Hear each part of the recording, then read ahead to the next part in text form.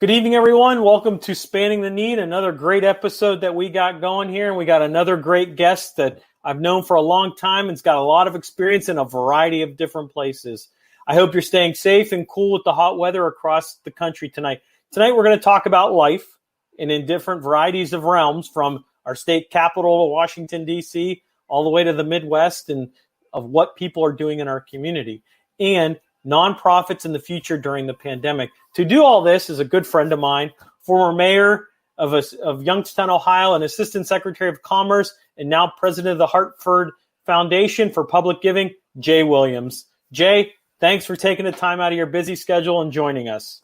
Tony, it's great to see you. Thanks for having me, and excited to be here. Can I call you Tony, or is it Anthony now? Whatever works. Whatever works. I mean, it depends. You know how it is. It depends what mood you're in. Like, my mother calls me Anthony, the full name. But at the same time, it could be whatever works. I got it. Well, Jay had my name, so my real given name, so that's a whole other story. But yeah, so it's good to see you, Tony.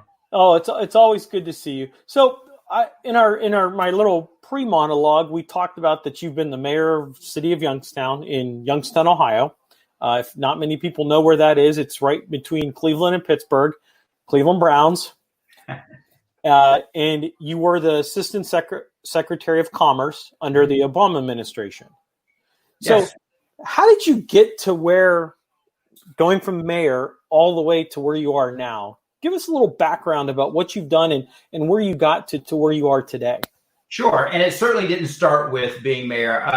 Some would say I took a circuitous route to where I am now as the president and CEO of a very large community foundation. It started all in Youngstown, Ohio, where I was born and raised, and I went to school and graduated from Youngstown State University, and I got into my first phase of a career really by a fluke. I was working at the mall, some retail job, was tired of doing that and wanted to find something else. And I went to a job fair at Youngstown State University, and I was recruited and actually hired on the spot as a teller at one of the local banks, which I thought, hey, that was great. I came to later find out that the Jill Mayfield, Jill, if you're watching, I still have to credit a portion of my career to her, that she had no authority, no permission to hire me, but she did. So I started off as a teller, ended up going through the bank's management training program, stayed at the bank for a total of 10 years between First Federal of Youngstown and First Federal Warren that merged to become First Place Bank.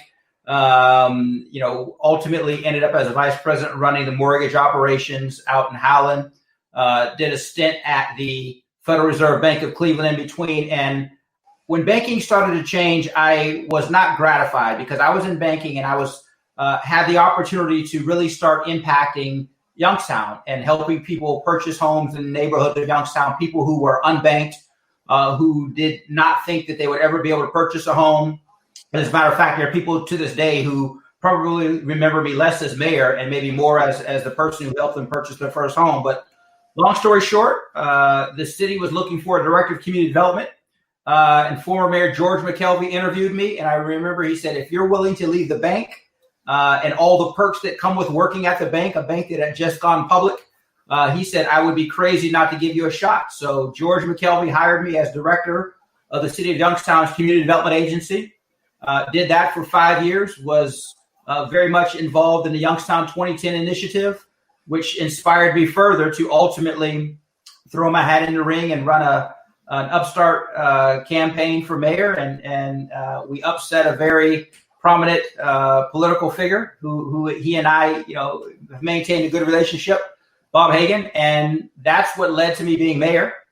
I served as almost 6 years as mayor.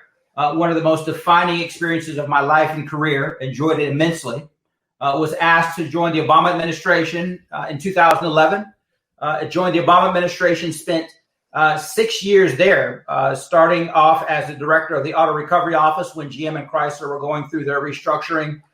Spent a year in the White House, and then spent the final 3 years as Assistant Secretary of Commerce for the Economic Development Administration. So there was a common thread through all of those things. And that common thread was in each and every one of those positions, there was an element of philanthropy that I often found was very beneficial in advancing projects and investments in communities, that was a flexible source of capital and resources. And little did I know that at the end of the administration in 2017, inauguration day was my last official day as all political appointees, last official day.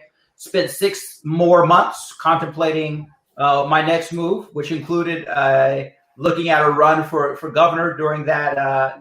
We heard the rumors. You know how it works. And I want to take you back. So I found something when we were talking about your days in Youngstown, and we all. Oh my gosh, who's that guy? Yeah, and this is probably this was when Phil Kidd was starting the Defend Youngstown. Absolutely. And this is one of the earliest pictures when you were mayor and just running.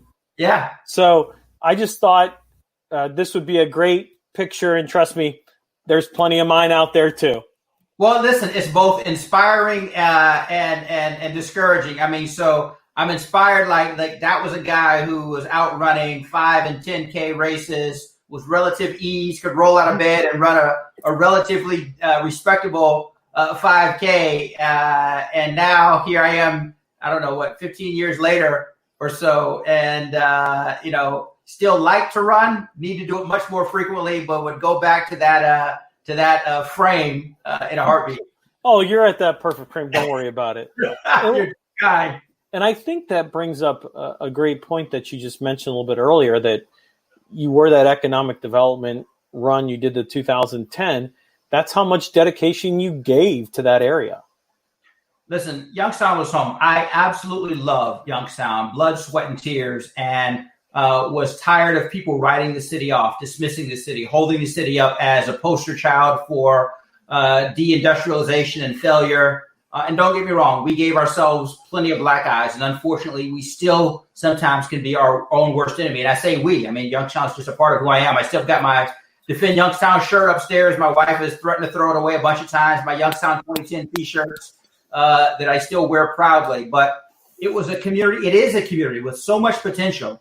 And I felt that I was blessed and fortunate to be able to graduate from Youngstown State University, be gainfully employed, and was inspired and encouraged by so many others who saw the potential in Youngstown. So it was my reasonable service, and it was a defining part of my life. And to this day, I tell and give Youngstown analogies, the good, the bad, and the ugly, even here in Hartford, Connecticut, which has a lot of similarities. And my staff knows that, Youngstown's where I'm from, and I meet people from across the country, literally from across the country, who have a Youngstown connection or a Youngstown story, and I'm always proud to encounter them. Well, and I think that's really funny that you mentioned that, because I think, and I've talked to a lot of people across, friends, colleagues, just in other areas, and I still get the same thing you just said. Everyone's got a small connection to Youngstown, which is unbelievable. Yeah. And it just, again, when I was 6 years in DC, I'd be on the metro, and somehow some conversation would come up about some Youngstown landmark or people passing through Youngstown or relative in Youngstown. Same thing here in Hartford. I have been in other parts of the globe, and believe it or not, have had Youngstown, Ohio encounters. So yeah, it's a city well known. Yeah, and you went to Washington, D.C. to do great things under the Obama administration, and then you kind of take that break. And then how did you get to Hartford? Great question. So right, I thought after the end of the administration, I'd take a couple of weeks off and need to work. So it ended up being more than a couple of weeks. What's 6 months worth of weeks? So I don't know, 24, 30 weeks. So the longest period of literally unemployment in in fact, having never been without a job since I was, 14, 15 years old. So it was an interesting time. I was at peace. We were blessed to still be able to live. But the Hartford Foundation was going through a search for its next president and CEO, and an executive recruiter reached out to me. We had a conversation. It sounded intriguing, and they talked about a city that reminded me a lot of Youngstown, although we cover more than Hartford. We cover 29 towns in the greater Hartford area. And when I thought about my experience as mayor, my experience as director of community development, my experience in Washington, D.C. of economic development, and the things to build a community. Remember earlier I said that common thread had always been philanthropy. So, Youngstown 2010 success and so many others, the Raymond John Ween Foundation, the Youngstown Foundation, had so much to do in contributing to the success then and even the success now.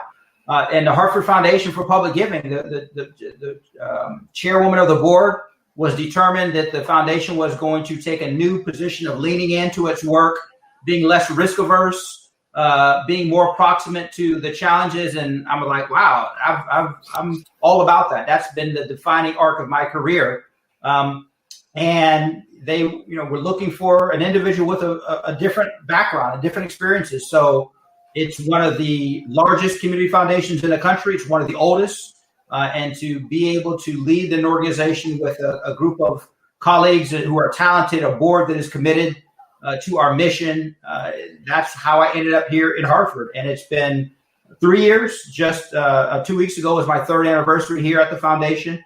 And it has been amongst the most gratifying experiences, of my life. And it really, very much ties to my experiences in Youngstown, Ohio. Well, and I think that brings up that you love to just do good. You talk about philanthropy. Hartford is one of the biggest and one of the oldest in the country. And what are some, so we're now in this pandemic and nonprofits across the country are hurt. And we know that there's different resources, but what are just some of Hartford's foundation's challenges and some of the things that you're managing during this pandemic? Our challenges are not unlike challenges across other nonprofit organizations. Fortunately, we have resources that have allowed us to navigate this. And when I say navigate it, most importantly, that have allowed us to provide uninterrupted service and resources to our communities and to the nonprofit partners that we invest in and that we try to help build their capability and their capacity. But we had to navigate going remotely in a very abrupt manner. The first and foremost concern was the well-being and safety of our staff. We had been planning and evolving the foundation, and what we were planning to do in months, we ultimately ended up having to do in days and weeks. And I'll tell you, frankly, we're going to emerge as a better, stronger, more impactful organization as a result of this. And some of the things that we've had to adopt, we're going to maintain even, post-COVID, whatever that looks like and whatever that happens to occur. So, the resource challenges are significant. There are always more demands and needs than there are resources available. We've had to build new relationships. We've had to exercise new muscles, become more efficient, less bureaucratic. So again, it's been a journey. I wouldn't have chosen to pursue this path, but I certainly would have said, if you give me the organization that we are now, that we will be emerging out of this, I would have said, that's where we're headed. I just would have never imagined we would have had to travel this path to get there. So the challenges are immense, but the staff, the board are committed, and I couldn't be more proud of the folks that I'm working with. Now, I've heard of a lot of COVID response funds that are being created across the country in a variety of different either nonprofits, the state government. Is this something that Hartford has done, and how did you go about it? Absolutely. We activated our disaster response, our COVID fund, probably, 7 to 10 days into the onset of the pandemic and the remote work.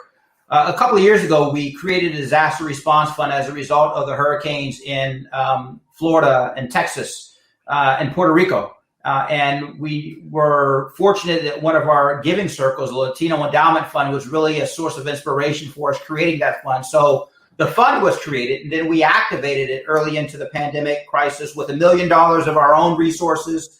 And subsequently, we've brought in another, I want to say the figure is close to $5 million from our donors, from our communities.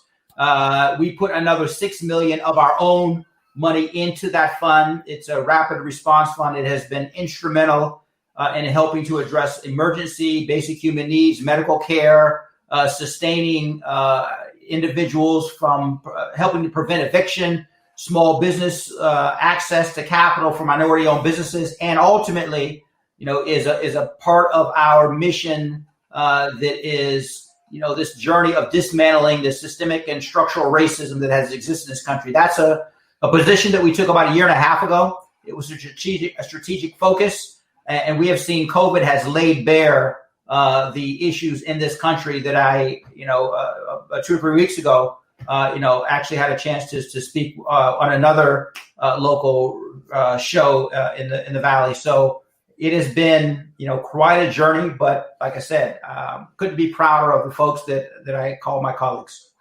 Now, what have you, so I would assume that you guys have been kind of spending money left and right from this response. Now, how much do you think you've probably given to the community as of right now?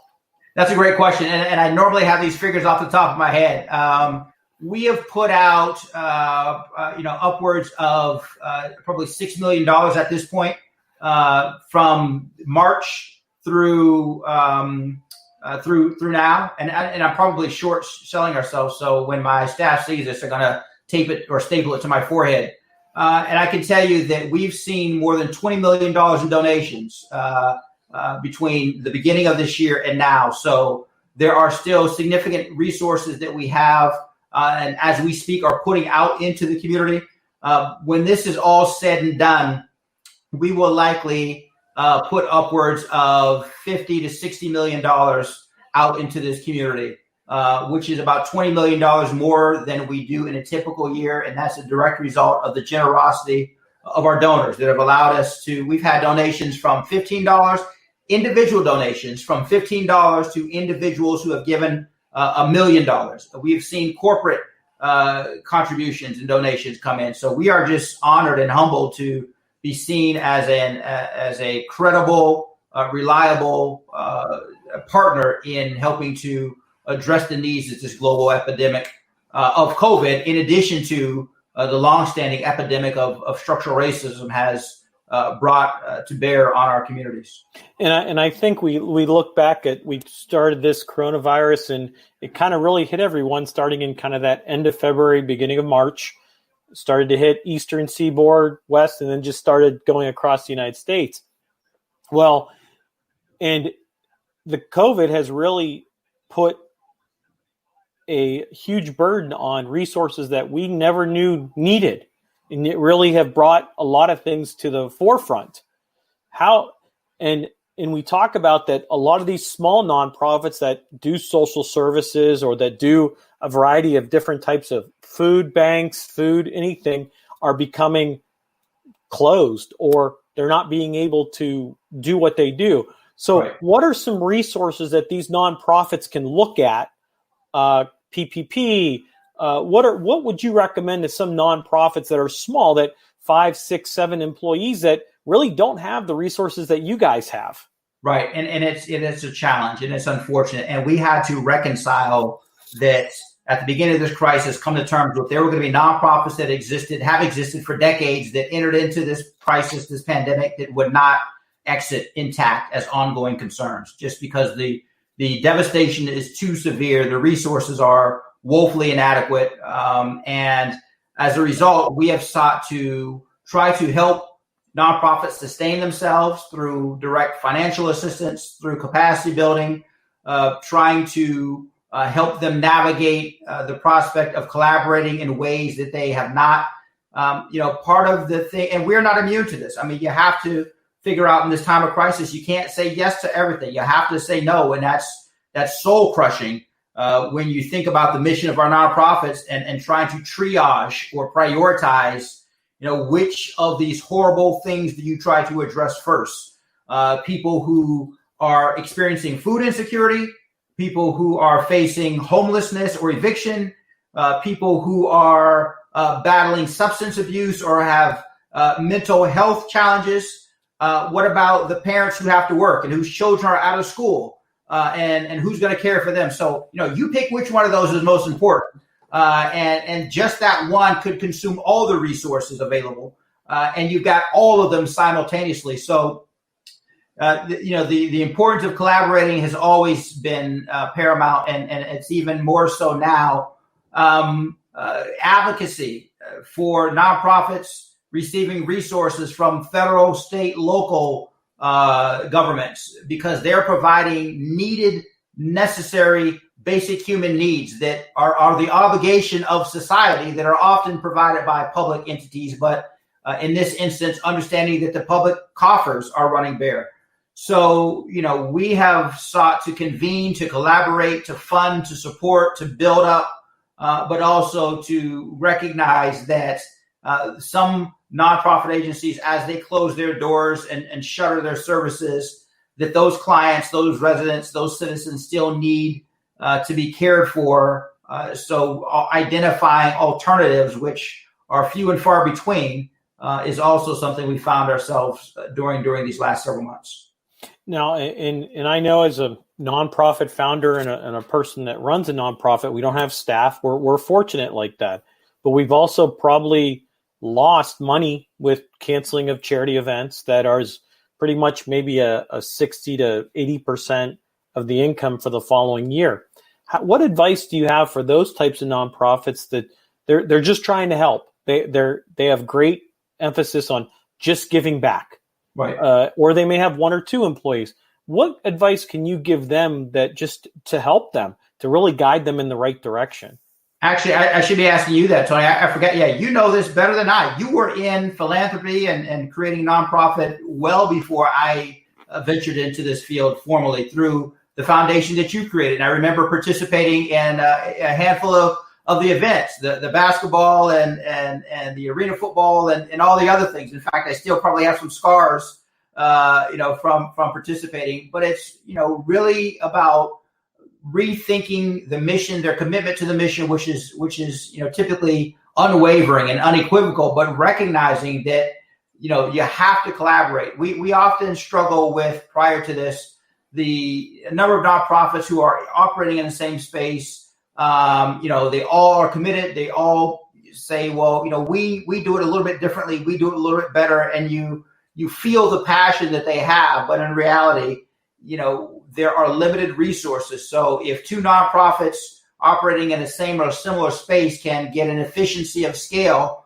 by collaborating, that has to be the priority, not the preservation of the nonprofit as an entity just for the sake of its own self-preservation. And that sounds perhaps callous, but unfortunately there are some organizations just about the preservation of the organization. Some of them, and not the majority, but a few. But even a few is too many in light of the crisis that we're facing. So thinking about mission first, and if there's a better, more efficient way to serve the client or the segment of the community, that should be the priority, and everything else coming secondary to that. And I realize that's easier said than done. And I think that we as a community foundation have a role and obligation to support those organizations that have come to that conclusion. And there have been a number of them that have.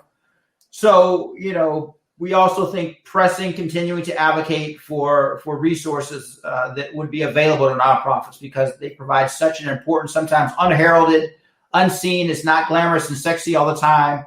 But if they did not exist, in fact, I remember years ago, I would reference Irma Bombeck, who had an essay that talked about if the nonprofits and the volunteers disappeared, the world that we would live in would be very unappealing. Well, and I think everyone that either runs a foundation, no matter if they have a staff of 10 or a staff of 0, they want to do good. That's all they want to do. Right. And I remember you playing in the Game of Hope. You played, I think, in a couple different versions of the Game of Hope. Yeah. And was that when I was being lightly recruited for D1 ball, the picture you showed, or probably not? That was just this was the D1 version. This is, I think, one of the years for that. You have to let me show these to my son, who is going to be. I'm still tall. Well, he's 9, so don't take this with a grain of salt. I'm still stronger, taller, faster, better athlete than myself. But it's just a matter of years where this kid is going to be just dominating me in every way that you can imagine. So I'll show him these pictures of Dad's quote unquote glory days. Hey, this is live and being recorded, so you're more than welcome to show them the video and everything. And it was funny because you said that, and I'm like, "Oh, I think I have a picture." And don't worry, I did not have this planned. I just have them at my disposal, which is kind of funny. Well, I'll tell people I moved very well without the ball. My entirety of my basketball career, I went to a small parochial school with just a handful of male athletes, and I got good grades. So when people became academically ineligible, I moved up the depth chart. That did not correlate to moving up in performance. So I moved well without the ball. I became a defensive specialist. I could take a charge with the best of them. But a scoring machine, I was not. So I have higher hopes for Ethan. Well, we get a good laugh. Sorry, we're just having some fun, guys. But I think that it just shows how much you're invested in the community.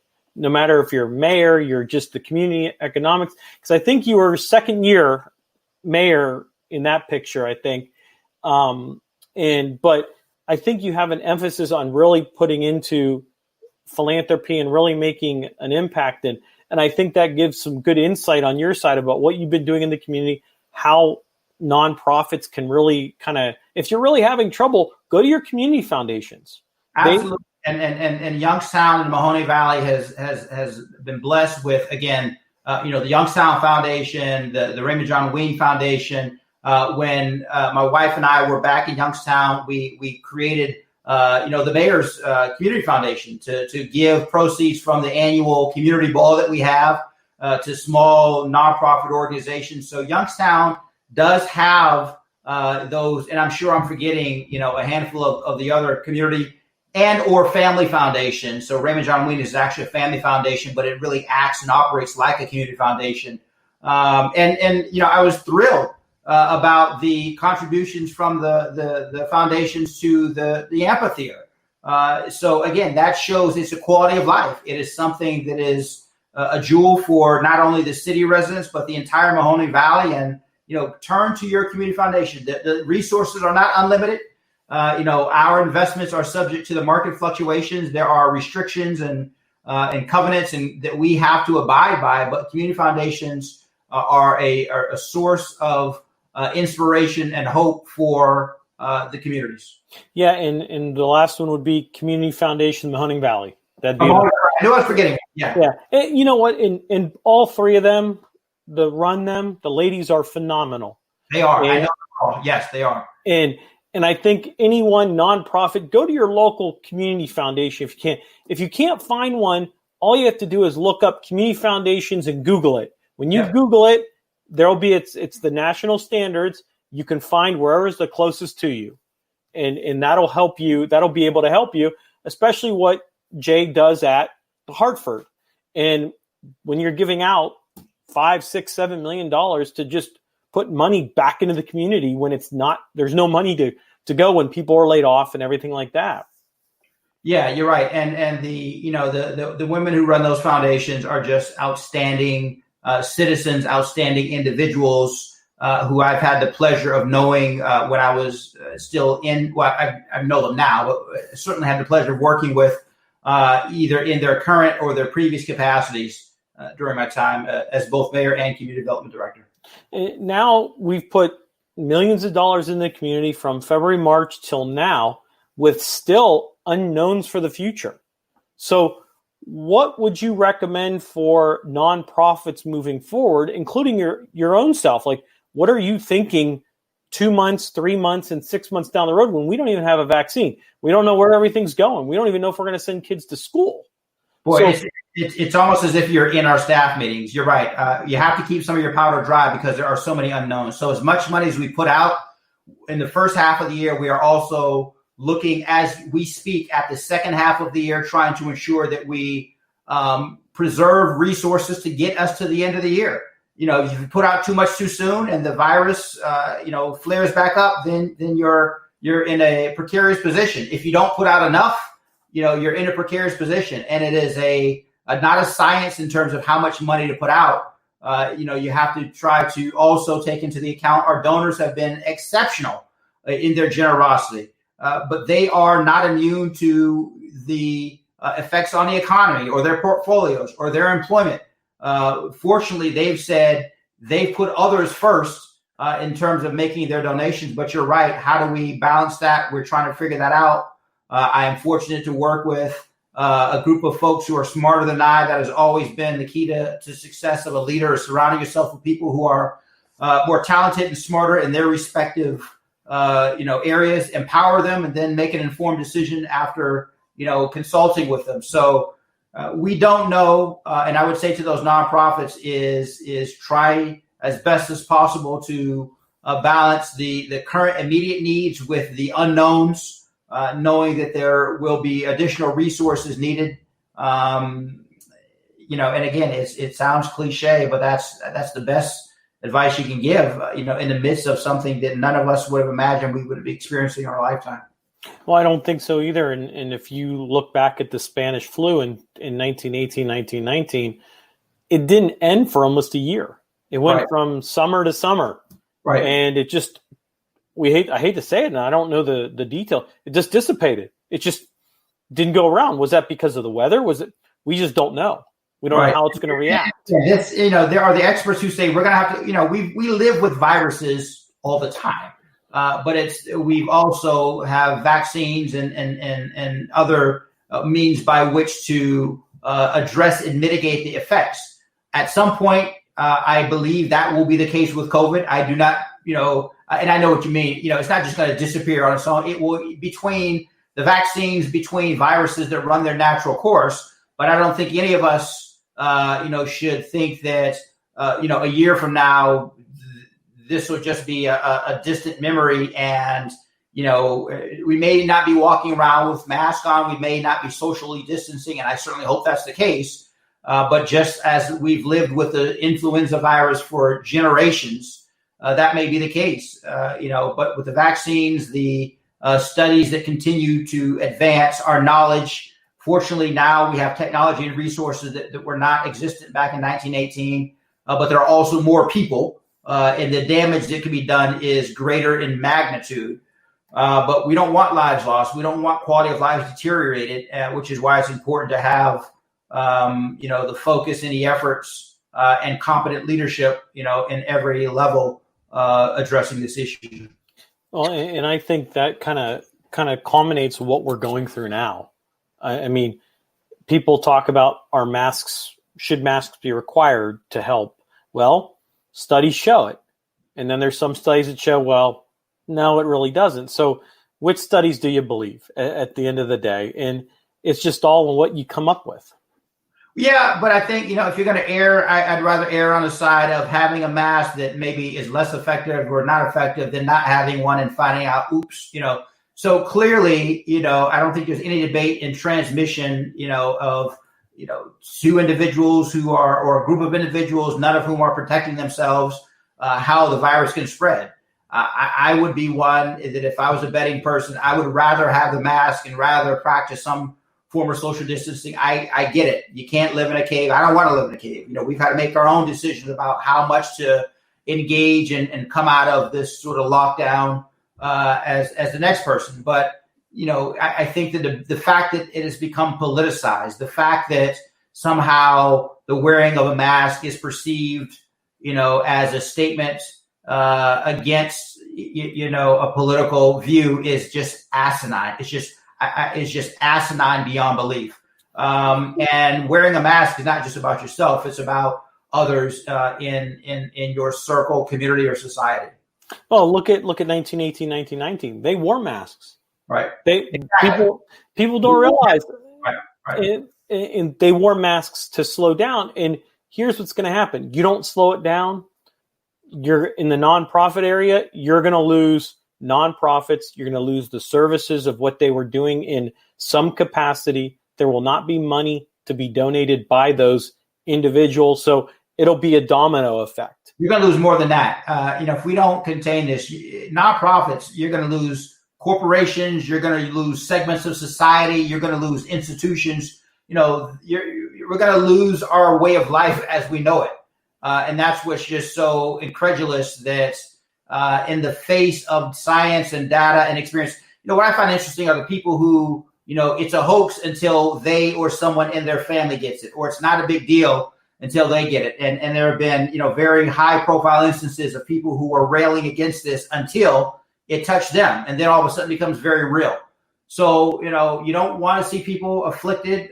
But if that happens and they then turn into believers and they turn into witnesses for others who might be suspicious. And don't get me wrong, the government is far from perfect. I'm an African-American male who very much am aware of the Tuskegee experiment and what, society is capable of inflicting upon human beings. That being said, I also, believe that, taking preventative measures that are reasonable, that I would rather err on the side of caution than to, think that this is something that need not be taken seriously, because as we have seen, the effects and the outcomes of that are deadly. And if we take it back 2 years, you've been in the position about 3 years? 3 years. 3 years. Well, when we talked about that you were looking at maybe running for governor, or the rumors were going, could you picture yourself right now, if you won, what you'd be going through right now as governor?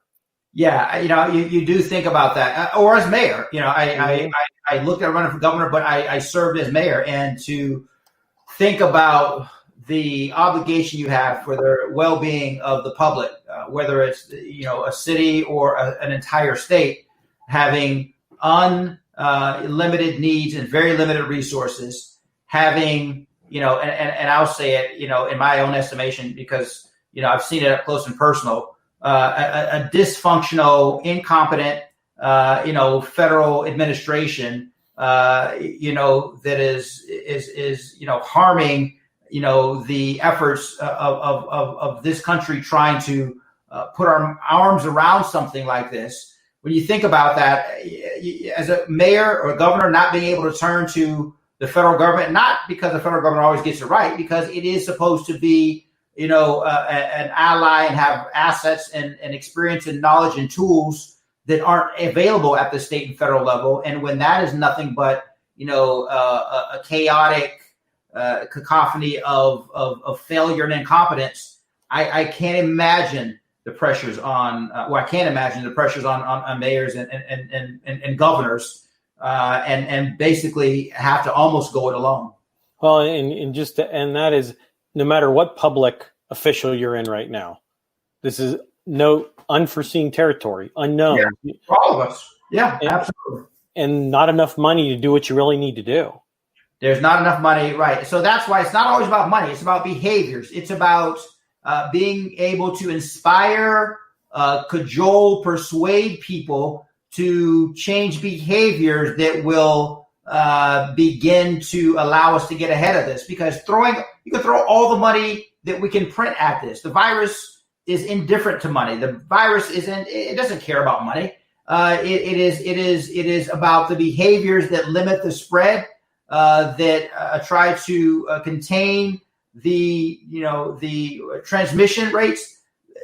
Behavior, to a certain extent, maybe, if not more important, certainly is equal to the resources. Financial resources are absolutely necessary. Developing a vaccine and getting the PPE and providing for those who have been adversely impacted. But we could print money and everybody could have an unlimited amount of money. If the behavior doesn't change, money can't buy you a non-diagnosis once you've been diagnosed. It doesn't make the virus go away. Yeah, and COVID will put a burden on nonprofits. It's going to push them to the brink. Absolutely. So, Jay, I appreciate you taking the time tonight. I know you got a lot going on. You got a little extra time for some question and answer period? Well, absolutely. Listen, Tony, we've all got a lot going on. It's been a long day, but listen, my day is no longer than anybody else's, and I'm fortunate that, to be in a position to try to help. So, yeah. Well, here's the first question coming through. This, her name is Nicole. And her question is going to pop up on the screen. It's going to say, what is one of the biggest challenges that nonprofits will be facing in the coming 3 to 6 months? Great question, Nicole. I'm glad you said one of the biggest challenges, because there are going to be multiple challenges coming at nonprofits simultaneously. One of the biggest will be their ability to continue to sustain their resources. Nonprofits are often sustained by donors. If those donors are unemployed or underemployed or have had wage cuts or are worried about their own well-being, it's going to be hard for them to give to the nonprofits the way they have in the past. And while the giving is perhaps challenged, the need and the cost that the nonprofits are facing are going up. So that's going to be a huge challenge. It's going to be a challenge even if we get back to some sense of normalcy for the nonprofits to figure out how to navigate in a post-COVID world. So the number of challenges are endless, but I think at the top, near the top of that list, are just the resources that they need. I'll tell you, in Connecticut, there was just an announcement made that the Nonprofit Alliance has been going back and forth with the state about the level of funding that the state provides. They'd asked the state to tap into some of the surplus, which is now gone. The state just announced that nonprofits that receive PPP would not be eligible for some of the other funding. So just any number of things, but at the top of the list has to be resources. Yeah, that's a great question, because like we talked about a little bit earlier, is the unknowns. Right. And, absolutely. And in Ohio, it is almost probably similar to Connecticut right now, is they're wheeling down their rainy day fund. And that just, there may not be nothing left, because a lot of nonprofits do contracted work for the government in regards to social services, social work. I served on the board of children's services. So foster care is a huge. Yep. Yeah, Connecticut had prior to January this year, Connecticut had a $2.9 billion rainy day fund. The deficit that the state is facing will eliminate that and then some. Yeah, and I know it's just very stress. I mean, we watch the governor. You probably do the exact same. So you hear the press conferences and I'll follow up on something you said. The PPP, is it still available? To my knowledge, so we did not apply for assistance. We just, we were blessed with the resource, and it felt that philosophically it was just not something that we would feel comfortable doing. So I'm not sure. I do believe it is still available. I know a number of nonprofit organizations appropriately made the determination that they should and needed to apply, and many of them were successful in getting it. But again, there's no such thing as a free lunch, so it doesn't come without its strings or in its challenges. It is I will acknowledge a very important and timely program. One of the better, I think, responses from the federal government writ large. I'm not just talking about this administration, but certainly one of the better federal responses, that particular program, that we've seen over the years. So, yeah, I don't know about the details, but it has helped sustain some very important activities and organizations. Yeah, and our government loves initials, the PPP. Yeah, the acronym, the alphabet soup. Yeah, and that's just something to follow up, because there may be PPP loans left. I know there was $100 million, or the last number I looked, but I know a lot of that is running out as of the end of this month. And I know they're looking at extending it, but we don't know what new legislation is going to be coming out in a new stimulus package. Right. Yeah. Right. That's being debated. The debate or the starts soon in Washington, but who knows where it ends and what ultimately comes out of it. And in the meantime, the crisis continues. Exactly. So I have another question. This one's from Jen. When you talk about community foundations, what resources would they have for small nonprofits with few to no employees? That's a great question, Jen. And that varies according to the community foundation. And remember, there are community foundations, family foundations, even corporate foundations. So we, for instance, have our nonprofit support program and our small agency program that are specifically tailored to those smaller nonprofits. If they have no employees, that might be difficult. It really is less about the employees and what are the activities that the nonprofit is engaged in. So I'm not suggesting that a nonprofit with no employees wouldn't be eligible for funding, but the resources we provide are grants. We provide technical assistance where if there's some expertise, we will pay for that expertise to come be provided to the organization. We also have general operating, so there's grants for programs, and then there are general operating grants that the nonprofit organization can use to make its payroll, to keep itself alive. But as you can imagine, the demand always exceeds the availability of funds. So what I would encourage you to do is to approach your community foundation, ask them about the types of programs to support. And again, in Youngstown, you also have the Raymond John Whedon Foundation, which works very similar to community foundation in supporting nonprofits and those types of activities in the Mono Valley. Yeah, that's a great overview of just look for your community foundations. They're more than willing to help you in a variety of ways, or at least point you in the right direction because they know the community very well. And sometimes the answer is no. I mean, I will say that too, that they are struggling with their own challenges. So it's not always the answer you want to hear, but they certainly, I think I'm comfortable saying, would be open for a conversation and trying to point you in the right direction. Yeah. Great. Thanks for the info. I appreciate that. This question is from Mike.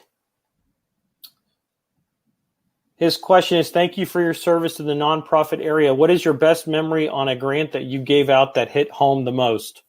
Oh, man. Wow. I think he got you on that one. Your kids you like better. Well, I know there's one of my kids I like better, and I can say that because I only have one. I don't know. I think, grants that ultimately are about, strengthening the community. So, we just did a program that is providing access to capital for small business entrepreneurs, women and minority-owned businesses that are serving residents in the community. There's a grant that I'm excited about that we're doing that I almost announced on your show that I would have gotten killed for because I don't want to get ahead of. Come on, Jay. Here. Come on, Jay. Yeah, tell us what. Come on. Give us the insight. Let's just say it's important that there is access to broadband on a wide scale. That's nothing new. So I'm not speaking out of school here. But one of the challenges and things that has excited me is that the broadband internet access is a utility now. We need to recognize it. It is as relevant and pertinent to life and living as running water, electricity, and heat. And there are still too many communities and too many residents that don't have those things on a regular basis. So, we've done worked with the schools here to increase broadband access. You name it, community safety. I don't know which individual one I can pick. It is just, I think when we see the outcomes, when we see lives being impacted, that's that to me is what's most gratifying. So I'm sorry if that sounds like a political answer. I still got my political chops or instincts that every now and then surface. But yeah, I don't know if I can pick a single one. Well, and I think overall of what you do is good because you know what you're doing in regards to Hartford. And how big is Hartford compared to where you were? We're doing. So yeah, I've only been here for 3 years, so I've got a staff that knows this community back and forth. But yeah, my experiences in Youngstown have very much helped to inform and shape my experiences here. Yeah. So that was the last question, Jay. It's always a pleasure. Thank you for joining us. It's always good. Congratulations on your show, the success. I look forward to watching future episodes and. To you and your new wife, I wish you all the best and look forward. Hopefully, when we're back in the valley, our paths will cross again. Not a problem. If you want to stay on after this, we'll catch up. But Jay, always a pleasure. Thank you. If you want to check out more podcasts, you can check them out at anthonyvspano.com for future episodes and who's lined up. Be safe. God bless and have a good night.